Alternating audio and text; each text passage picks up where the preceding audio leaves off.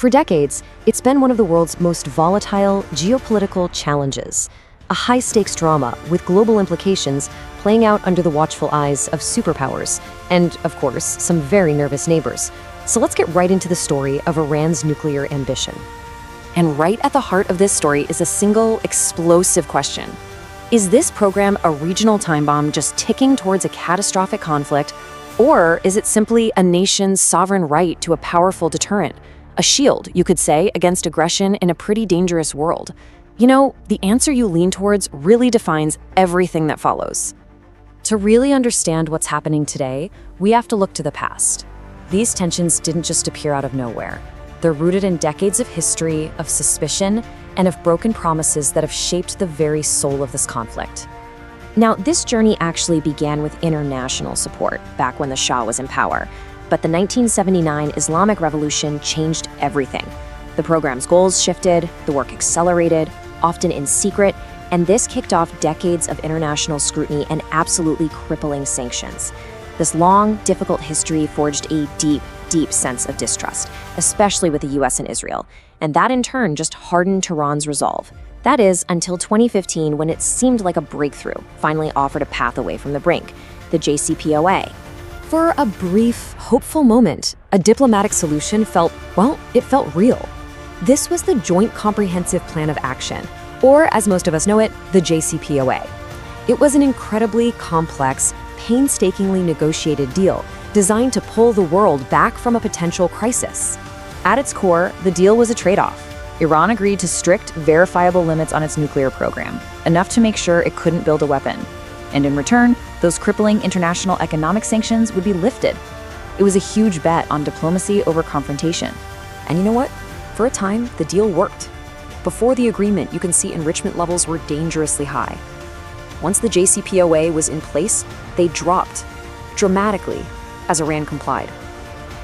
But then came the unilateral US withdrawal, driven by concerns the deal didn't go far enough. Almost immediately, enrichment began to climb again, eventually blowing past previous levels as Iran restarted advanced centrifuges and basically abandoned its commitments. The collapse of that deal had immediate, very real consequences. Of course, Iran's nuclear program doesn't exist in a vacuum.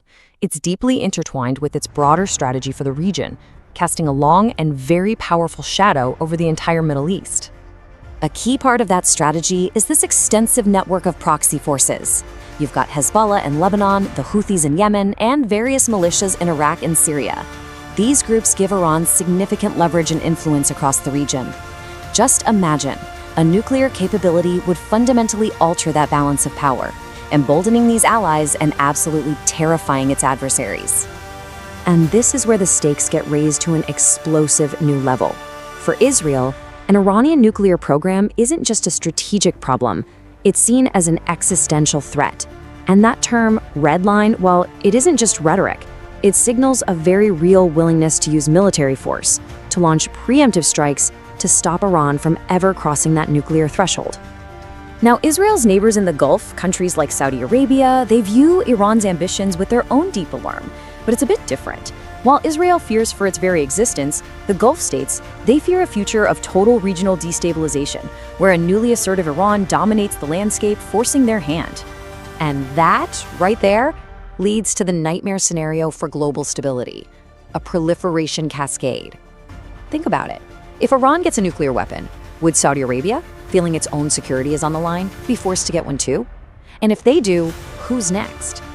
That's how a volatile region could turn into a nuclear tinderbox.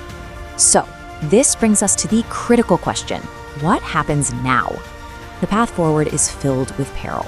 And as this story nears its climax, the world is really facing three distinct, incredibly high-stakes potential futures.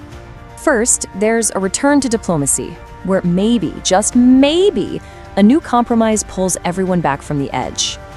Second, diplomacy fails completely. Iran gets its nuclear deterrent, and that triggers the terrifying regional arms race we just talked about. Or third, the military option is chosen. Preemptive strikes are launched, sparking a war with truly unpredictable and catastrophic consequences for the entire world. Every single option carries immense risk: diplomacy, deterrence, or devastation. With the regional balance of power held on a knife's edge, the final question isn't just about centrifuges or sanctions. It's about which of these paths we'll be taking before the clock finally runs out.